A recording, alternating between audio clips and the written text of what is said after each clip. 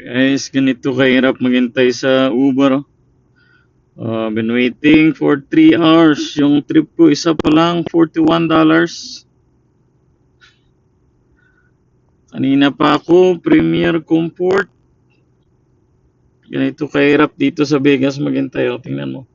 Puno kami dito sa staging area. So, wala. Una, kasi Miyerkules ngayon, mahina. Itingnan natin yung flight kung meron papasok. Mahina yung signal ah. Oh, ayan, wala. Walang papasok. Isang aeroplano. Ay, yung iba, oh, kanina pa yan. So, wala.